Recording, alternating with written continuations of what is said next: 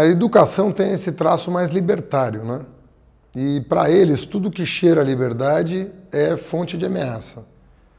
Então não é só a educação que está sendo atacada. A cultura também está. A ciência também está. Tem gente que já tem dúvida sobre o formato da Terra. Não é pouca gente. Muita gente com dúvida sobre o formato da Terra. Bom, aí você vê, nós estamos beirando a Idade Média, né?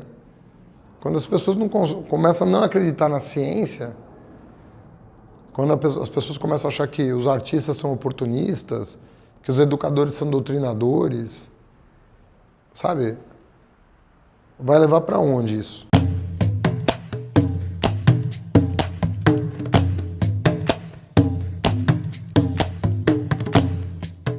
Você viu na manifestação de domingo, a pessoa tirar uma faixa em defesa da educação, não tinha nenhuma referência ao governo. Era a defesa da Federal do Paraná. Só uma faixa ali no prédio do centro de Curitiba, em defesa da educação. E a faixa foi retirada. Tem uma campanha aí contra tudo que é livre, que é protagonista, né, que enseja a crítica. Os artistas estão se sentindo muito intimidados, os cientistas muito intimidados e também os educadores. Por coincidência, as três categorias que mais provocam a reflexão crítica, né? A barbárie tem essa vantagem, né? Ela não precisa elaboração. Propor a barbárie é sempre mais fácil, né? Civilização dá trabalho, né? A barbárie, ela lida com instintos, então ela sempre pode ser ativada com pouca elaboração. Por isso que, em geral, não tem ninguém muito inteligente, porque você não precisa mesmo pensar muito. Você quer portar arma, você quer agredir, você quer anular o outro, você elege inimigos, é tudo mais fácil, né? Porque não exige nenhum raciocínio. Sabe aquela coisa do mal-estar da civilização, do Freud? Você lida com o bem-estar da barbárie. Ela traz bem-estar nesse sentido, né? De que ela facilita as coisas. Ela não exige esforço. O que as pesquisas estão revelando é que a insatisfação é crescente, o apoio decrescente. E esse foi um gesto que ele fez num momento em que as curvas se cruzavam, né? A curva do ruim e péssimo superando a curva do ótimo e bom, que vem em queda. Então, diante dessa encruzilhada, ele fez um aceno, na minha opinião, inicialmente antidemocrático, porque ele efetivamente... A gente sabe, quer dizer, quem conhece mais o Bolsonaro sabe que o Bolsonaro não tem nenhum compromisso com as instituições. Nenhum. Nem com o Congresso, nem com o Supremo. E se as ruas derem margem, ele atropela mesmo, né? É uma pessoa que não vai medir esforços pelo poder absoluto, que é no que ele acredita. Ele foi um defensor do arbítrio a vida inteira, nunca negou isso. E esse Bolsonaro paz e amor nunca existiu, né? Nunca existiu, e ele a todo momento tropeça nas próprias palavras, quando ele agride os adversários, taxa de inimigo, escolhe a educação como inimiga pública número 1 do país, porque é de lá que pode sair a contestação. Então, o histórico do Bolsonaro é muito ruim. Ele não é uma pessoa que prima pela defesa da liberdade, né? Mas tem base social. A direita sempre teve base social no Brasil e hoje ele capitaneia esse processo que se confunde, né? Se não for do meu jeito, não é de jeito nenhum, né?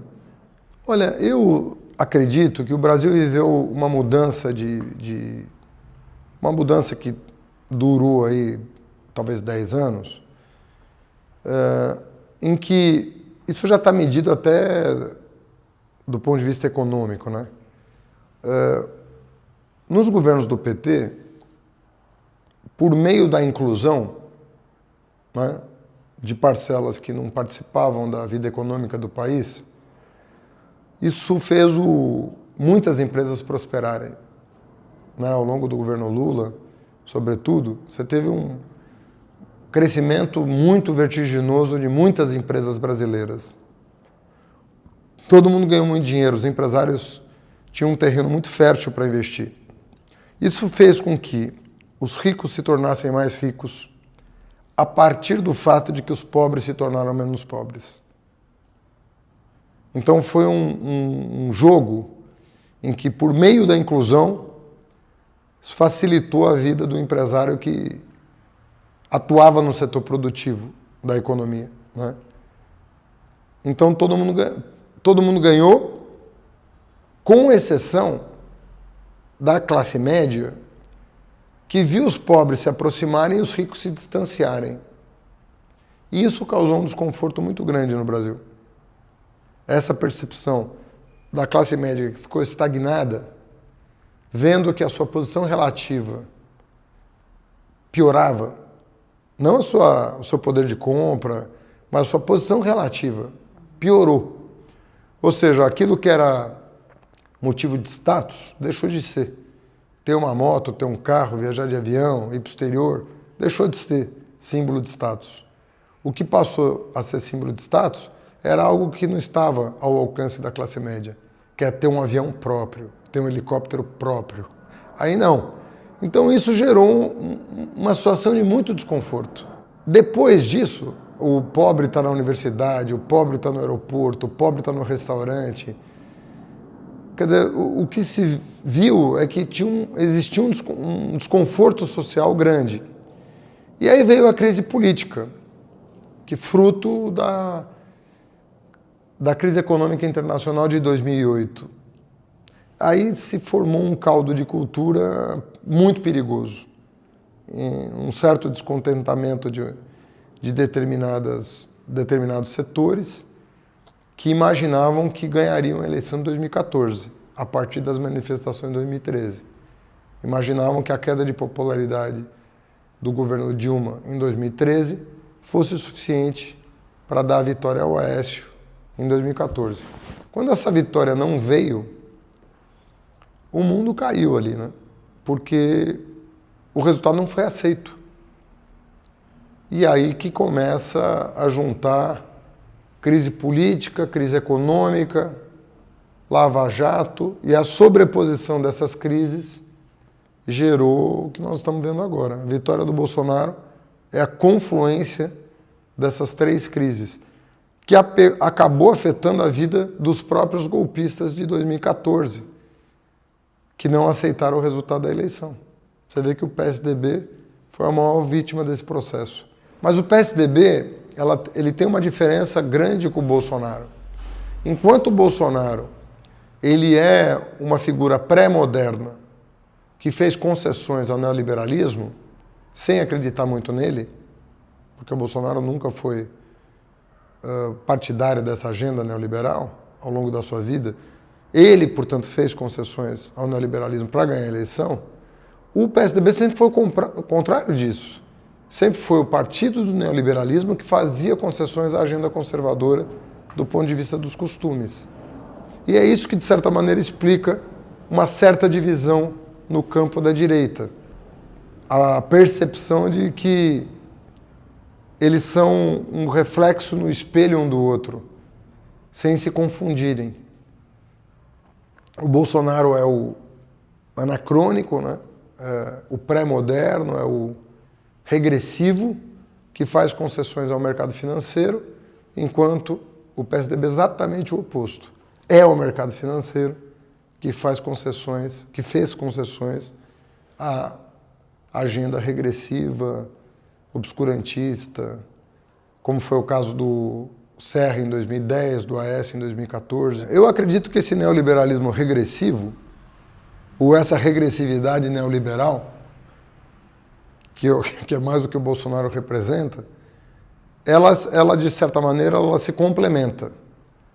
Porque o neoliberalismo nu e cru não se sustenta num país tão desigual quanto o Brasil. O Bolsonaro ficaria muito semelhante ao Temer, se ele não tivesse essa agenda obscurantista. Porque do ponto de vista ético, o Bolsonaro está num problema tão grave quanto o Temer estava.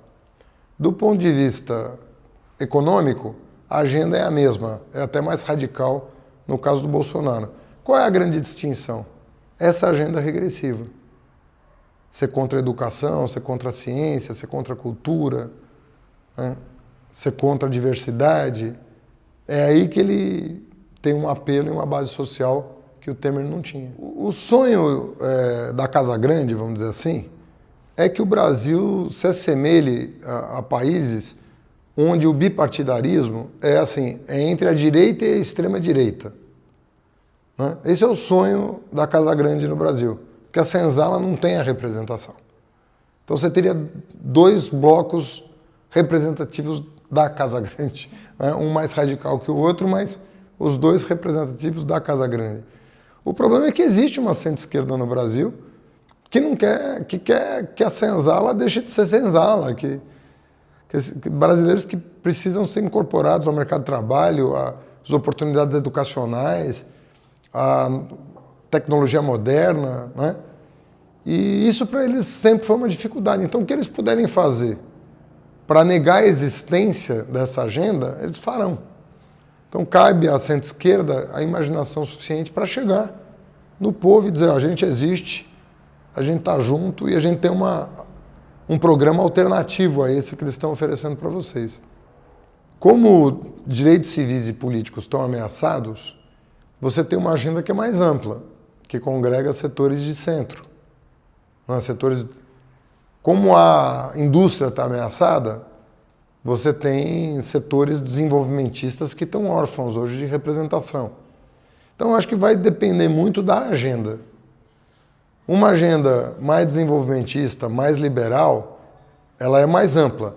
Mas isso não pode tolher a defesa que nós também devemos dos direitos sociais, da questão ambiental. Depende deles se organizarem. Mas eu desejo sucesso para essas pessoas se sentirem representadas no espectro político partidário. Porque efetivamente eu vejo muita gente órfã aí. Gente que não é de esquerda, não é de centro-esquerda, mas também não é nem Dória nem Bolsonaro.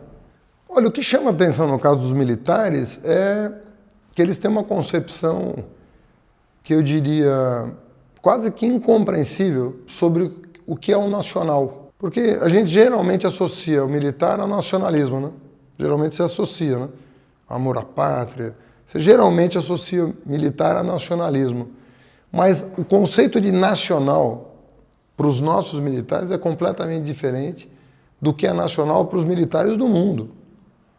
Então é um conceito que o Celso Amorim dizia, é um conceito muito ligado a território. Não é um conceito ligado à nacionalidade, mas à territorialidade. É um conceito, portanto, reducionista de nação. É um conceito acanhado de nação. Ele não está ligado à nacionalidade como um todo. Né? Nacionalidade, para ser mais explícito, é território, é povo, é soberania popular, portanto, é geopolítica, é de como a gente se insere no Conselho das Nações. Os militares brasileiros aparentemente ficaram com uma noção reducionista. Por isso que para eles, sabe quem é o maior inimigo dos militares brasileiros? As ONGs. Quem defende o meio ambiente, quem defende indígena. Então para eles a Embraer não é importante. Para eles o pré-sal não é importante. O que é importante é que a reserva indígena está grande demais. Chega a ser curioso que não é propriamente um avanço, né? É a reposição da extrema-direita. Nós sempre fomos de extrema-direita. Nossa escravidão era de extrema-direita, a nossa república é de extrema-direita, a nossa independência é de extrema-direita. Tudo aqui foi feito pelo alto, sem incorporar os contingentes marginalizados da sociedade. Então nós sempre fomos um país de cultura conservadora. Aí, em um ou outro momento, aparece uma figura, né? Como o Lula apareceu. Quantas figuras se destacaram por querer incorporar todo o povo à nação? Pouquíssimas, né? Eu sempre falo, as pessoas às vezes têm dificuldade em entender o Lula, né? Sobretudo que ele não o conhece, né? Fala, o Lula deu Bolsa Família, Bolsa Família, Bolsa Família. Ele pôs 3 Bolsas Família dentro do Ministério da Educação, para aumentar o investimento por aluno na educação básica, para ampliar o acesso à educação superior, para incluir pessoas com deficiência, para oferecer para o jovem educação profissional. Eu diria que o Lula foi o grande presidente da educação até aqui da história do Brasil. Se eu fosse caracterizá-lo, assim, digo um ponto, assim, que ele foi o presidente da educação. Não tenho dúvida disso. E isso considerando aí, de 1822 para cá, ninguém fez nada nem remotamente parecido. Mesmo considerando essa condenação em segunda instância, que eu considero absolutamente injusta e completamente infundada, ele já deveria estar solto, pela lei. Eu viajo muito e viajo com essa bandeira, né, de que o Lula foi condenado injustamente. Eu conheço esse processo suficientemente para dizer que não sustenta uma condenação. Não há elementos que sustentem uma condenação, de jeito nenhum. Isso vale para o Lula e para qualquer pessoa, que não estou defendendo apenas uma pessoa próxima, estou dizendo que esse processo não se sustenta. Então, me parece que a condenação teve mais uma motivação política do que propriamente jurídica. E, obviamente, que os desdobramentos, tanto da ida do Moro para o governo, como do acordo que ele fez com o Bolsonaro por uma vaga no Supremo, enfim, colocam muita névoa em torno desse assunto, né? A fake news, ela tem uma elaboração por trás dela. Ela não é simplesmente uma maluquice. Geralmente ele distorce uma realidade, mas com algum campo de aderência, né? Tem alguma aderência, né? Então, obviamente que quando você defende que a homofobia seja criminalizada, por exemplo, como o Supremo fez, é fácil distorcer isso e dizer que o governo vai patrocinar a orientação sexual das crianças. Você distorcer é fácil.